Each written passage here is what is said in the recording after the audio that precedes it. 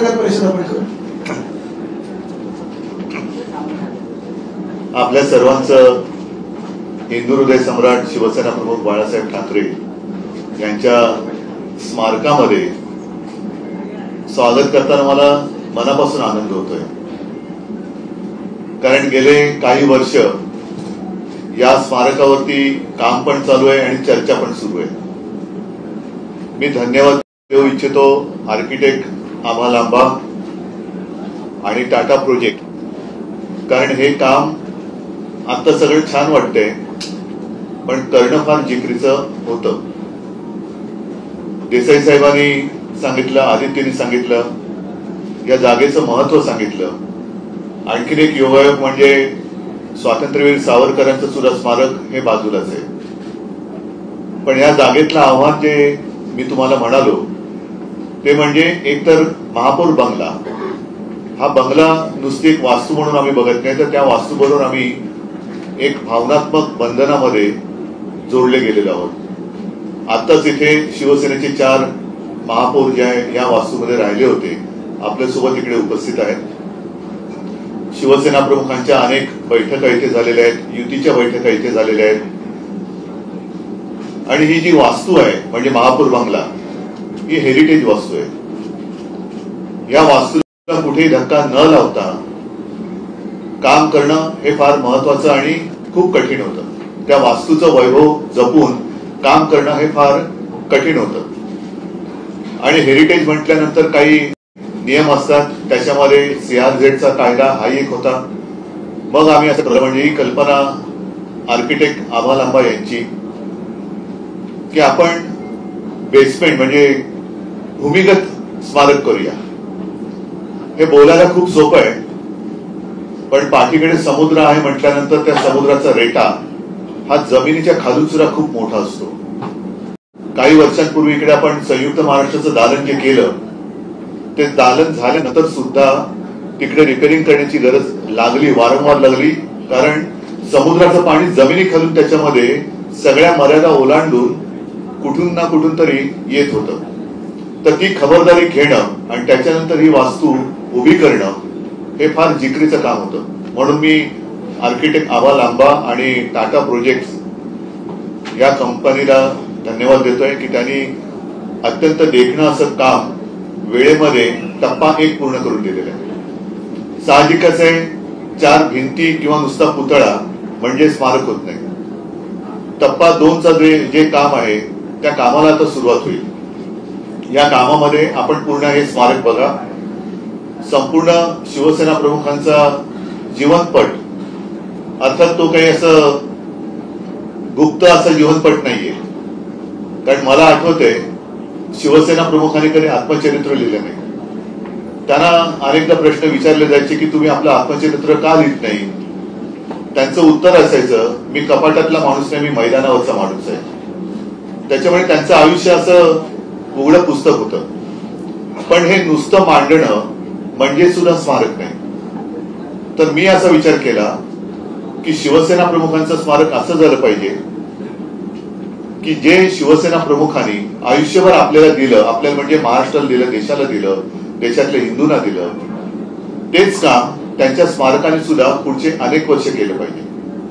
आणि त्या दृष्टीने आम्ही या सगळ्या स्मारकाचा आराखडा टप्प्या 2चा सुद्धा तयार केलेला आहे. मग कुठेही काही गडबड नको म्हणून मग ती टेंडर प्रोसिजर वगैरे सगळी करून प्रयत्न असा आहे की जसं देसाई साहेब तुम्ही एक योगायोगाची गोष्ट सांगितली की पुढच्या 23 जानेवारी पासून शिवसेना प्रमुखांच्या शताब्दीचं वर्ष सुरू होईल. तर प्रयत्न असा प्रयत्न नव्हे तर आम्ही पूर्ण ताकदीने 23 जानेवारीच्या आज पुढच्या म्हणजे 2026च्या हे स्मारक लोकांच्या चरणी हिंदू हृदय सम्राटांच्या, मी म्हणेन, मी भक्त शब्द नाही म्हणत, पण त्यांच्यावरती श्रद्धा असणाऱ्यांच्या चरणी त्यांच्यासाठी आणि पुढच्या अनेक पिढ्यांसाठी एक प्रेरणा देणार असं स्मारक होईल असा प्रयत्न आम्ही करतो. मी आपल्या माध्यमातून याही वेळेला जनतेला आवाहन केलेलं आहे, आजही करतो आहे की आता टप्पा 2चं काम सुरू होत असताना आराखडा पूर्ण तयार झालेला आहे. कुठे काय कसं येणार याची सुद्धा तयारी झालेली आहे.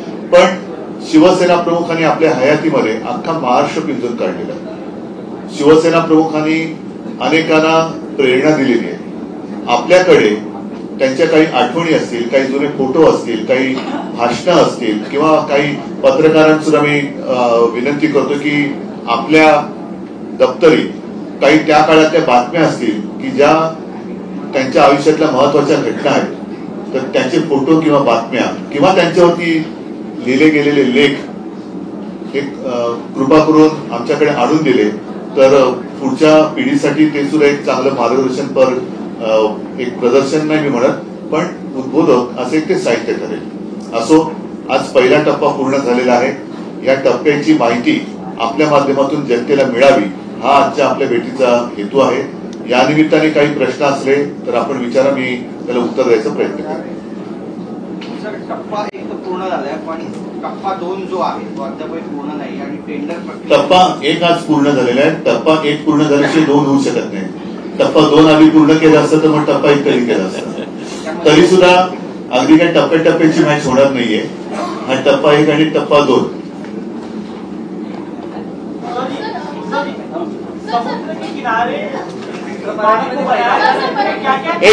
एक सेकंड, एक मराठीचा पूर्ण करतो मग तुमच्याकडे येतो।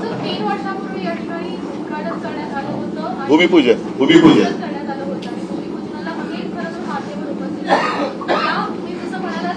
तरुणा सुद्धा उपस्थित होता।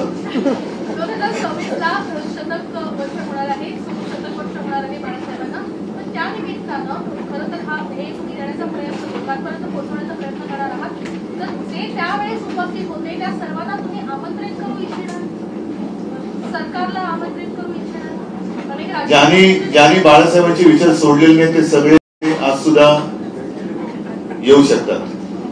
काही दिवसांपूर्वी सामाजिक न्याय मंत्री या ठिकाणी आले होते आणि त्यांनी सुद्धा ठीक आहे, मी त्यांच्या स्मारकाबद्दल बोलण्याची गरज नाही, मी या स्मारकाबद्दल। टप्पा 2 मध्ये चरित्रपट तुम्ही असणाऱ्या पूर्ण जीवनपट असेल तर कशा प्रकारची कल्पना आहे, काय काय असेल आता सगळी उत्सुकता मी पण तुमच्या मनामध्ये काय आहे, कशा प्रकारे मी तुम्हाला थोडक्यात सांगितलं की आयुष्यभर जे आपल्याला शिवसेना प्रमुखांनी दिलं जनतेला तेच त्यांच्या स्मारकातून देण्याचा आमचा प्रयत्न असेल। अशी स्मारकं जी असतात त्या ठिकाणी अशा स्मारकांच्या ठिकाणी ऑडिओ व्हिज्युअल प्रेझेंटेशन एखाद्या सगळं कशा प्रकारे सगळं म्हणून मी काय म्हटलं की त्याचं पूर्ण आरेखन तयार झालेलं आहे, पण ते जर का मी आता तुमच्या समोर सादर केलं तर त्यातली उत्सुकता जाईल। त्याच्यामुळे काही काळ आपल्याला थांबावं लागेल। टप्पा 2 त्याचं डिझायनिंग पूर्ण झालेलं आहे। आता त्यातले काही बारकावे हे आम्ही आणखी निश्चित करतो।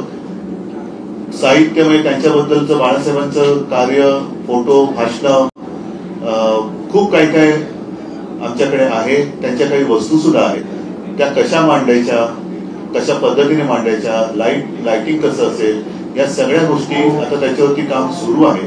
आणि याच दरम्यान मी परत एकदा आपल्याकडे किंवा आपल्या माध्यमातून जनतेकडे काही त्यांच्याबद्दलच्या आठवणी असतील किंवा भाषणं असतील, लेख असतील तर ते आणून दिले तर आपण त्याचाही याच्यामध्ये जनतेसाठी उपयोग करू। मला असं वाटतं पुतळा असेल किंवा नसेल, केवळ पुतळा उभारणं म्हणजे स्मारक नाही। तसा पुतळा तर आपण तिकडे उभारलेला आहेच, पण परत एकदा सांगतो बाळासाहेबांनी त्यांनी आपल्याला काय दिलं तेच हे स्मारक देऊ शकेल अशा पद्धतीने आम्ही ते करण्याचा प्रयत्न करतो। व्यंगचित्र हे बाळासाहेबांचं सर्वात मोठं सामर्थ्य होतं। पुतळ्याऐवजी एखादं असं त्यांचं सुंदर व्यंगचित्र, या सगळ्या सूचना आपण तुम्ही द्या, पण स्वागत आहे सूचनांचं। शिल्प करताय ना व्यंगचित्राचं करू ना, जरा थांबा। म्हणून तुमची आता ही जी उत्सुकता आहे ना हीच मला नाहीशी नाही करायची, म्हणून मी तुम्हाला आता प्रेझेंटेशन नहीं देते। सर, मौजूदा सरकार का दावा है कि उन्होंने स्मारक को बनाने में बड़ी भूमिका निभाई है, ऐसे में श्रेय जो है वो लेने का प्रयास करें। स्मारक का श्रेय किसे जाएगा, आपकी सरकार को या मौजूदा सरकार को? स्मारक का उद्घाटन होते समय जो सरकार रहेगी उसको।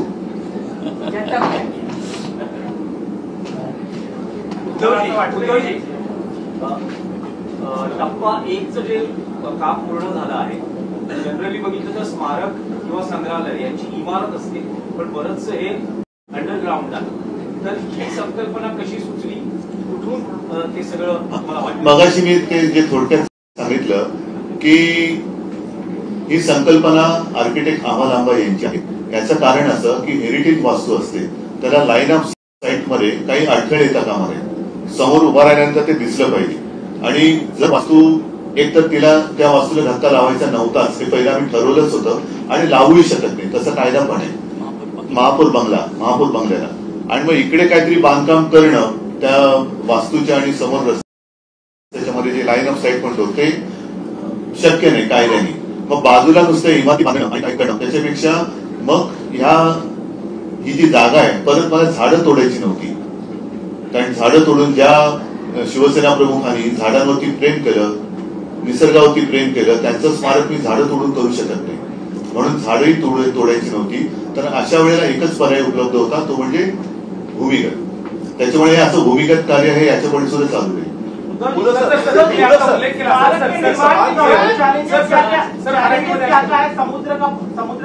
अरे आप समुद्र से बाहर आइए ना. उधर सर अभी बता रहे थे जब ये महापौर बंगला था तब यहाँ बहुत सारी मीटिंग हुई थी. पूर्व प्रधानमंत्री अटल बिहारी वाजपेयी का नाम लिया, आरएसएस के भी कई सारे अधिकारियों के साथ मीटिंग हुई होगी. हाल ही में चूंकि आरएसएस की तारीफ बहुत ज्यादा, इसलिए भूमिगत है, इसलिए यह स्मारक भूमिगत है, क्योंकि उनका काम ऐसे ही चलता है. मेरा सवाल यही है कि अभी हाल ही में शरद पवार जी ने भी आरएसएस के विधानसभा चुनावों में काम को लेकर तारीफ करी. आप उनकी नहीं, मैं आज स्मारक के बारे में कहूंगा. स्मारकाच्या बाबतीत आता उत्तर देताना तुम्ही असं म्हणलात की ज्यावेळी उद्घाटन होईल त्यावेळी जे सरकार असेल त्यांचा नाव असेल. तुम्हाला वाटते की मी असं कुठे काय बोलतोय ते नाही, पण असं वाटतंय असं कुठे बोललो. त्यावेळी जे सरकार असेल ते करेल. मी असं कुठे बोलतोय की सरकार बदलेल, सरकार आमचं असेल, सरकार यांचं असेल. पण म्हणजे श्रेय तुमचंच असेल की त्यांचं असेल, जे असेल ते. मतलब आपकी सरकार आ रही है. ऐसे मैंने कुछ कहा नहीं. मैंने आपका जो प्रश्न था उसको मैंने उत्तर दिया है कि श्रेय का वाद जो है इसमें श्रेय की लड़ाई होनी नहीं चाहिए. मेरा कहने का मतलब यही था, यही है कि श्रेय की लड़ाई किसी की नहीं होनी चाहिए. और खासकर कर जिन्होंने बाला साहब के विचार छोड़े हैं वो तो इसका श्रेय नहीं ले सकते. और सरकार होती है. आज भी ये स्मारक का काम सरकार ही कर रहे हैं. हम स्मारक कैसे होना चाहिए, उसमें क्या बात होनी चाहिए, यही सब काम हम देख रहे हैं. सर, देखील उल्लेख सुभाष देसाईंनी केला. 14 ते 19 मध्ये एक जागा देण्यात आली होती. भाजप देखील जागा देण्यापासून म्हणजे आहे ना. मी म्हटलं ना की श्रेयवादाच्या लढाईत मला पडायचं नाही. कारण बाळासाहेबांनी अनेकांना काय काय दिलेलं आहे आणि ज्यांनी बाळासाहेब असताना काही घेऊ शकले नाहीत अशी जी काही लोक असतील त्यांनी निदान स्मारकातून तरी घ्यावं, ही माझी इच्छा आहे. ठीक आहे. उद्धवजी, बाळासाहेबांच्या स्मारकाचं लोकार्पण कोणाच्या हस्ते होईल याबद्दल बघा, आधी पहिली गोष्ट सांगू का, आता टप्पा 2चा अजून आता टेंडर निघतील. त्याच्यानंतर सगळं डिझाईन वगैरे आमचं फायनलाइज झाल्यानंतर टेंडरमध्ये जी लोक येतील त्यांच्या माध्यमातून याची सजावट होईल. त्याच्यामुळे आता कोणाकडनं हवं काय हवं या गोष्टी अजून थोड्या लांबच्या आहेत. पण मला असं वाटतं ती तारीख जशी जवळ येईल तेव्हा ठरवलं जाईल. राष्ट्रीय स्तरावरचं स्मारक आहे त्यामुळे देशाचे पंतप्रधान नरेंद्र त्यावेळेला जे पंतप्रधान असतील ते करायचे देऊ शकतील. इंडिया गठबंधन खत्म हो गया क्या, क्योंकि छत से ये सारे सवाल बाला साहब थे तब इंडिया गठबंधन था नहीं, तो इसलिए स्मारक में इंडिया गठबंधन की कोई बात नहीं. पण बाळासाहेब असताना एनडीए तर होतं. इंडिया अजून एक संघ आहे, इंडिया फुटीच्या उंबरठ्यावर. त्याच्यामुळे एनडीए सुद्धा त्यावेळेपर्यंत शिल्लक राहिले तर एनडीए सुद्धा येईल.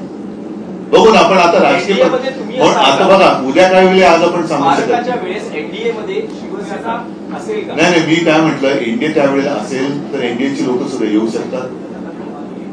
त्यावेळी जे सरकार असेल ते येऊ शकतात. कारण केव्हा कसं काय होईल, आता भूमिपूजनाच्या वेळेला मी मुख्यमंत्री होतो, आज पुढे मुख्यमंत्री आहे असं होतं. ठीक आहे. तर मला वाटतं स्मारकाच्या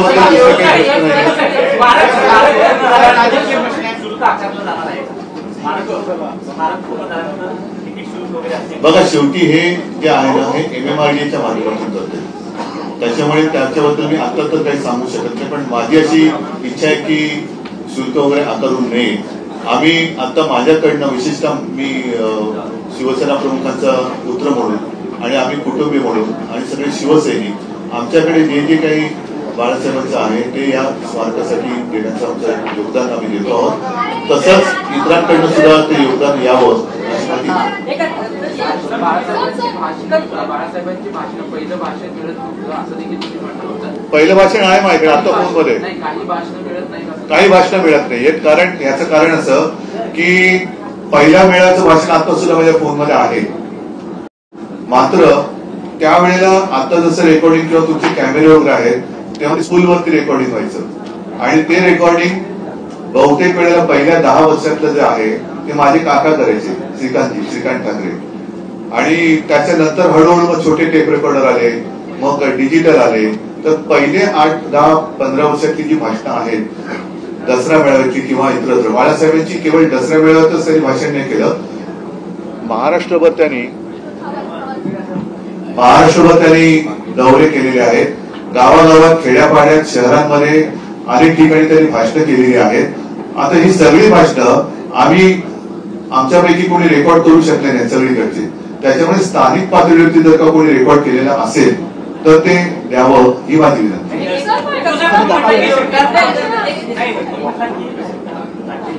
शेवटचा प्रश्न.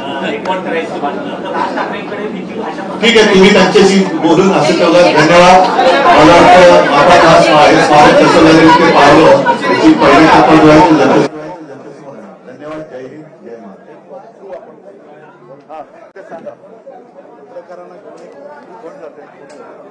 तर श्रेयवादाच्या लढाईत आम्हाला जायचं नाही असं उद्धव ठाकरे यांनी म्हटलेलं आहे. बाळासाहेब ठाकरे यांच्या राष्ट्रीय स्मारकाचं पहिल्या टप्प्याचं काम पूर्ण झालेलं आहे. त्या संदर्भात उद्धव ठाकरे यांनी ही पत्रकार परिषद घेतली. कामासंदर्भात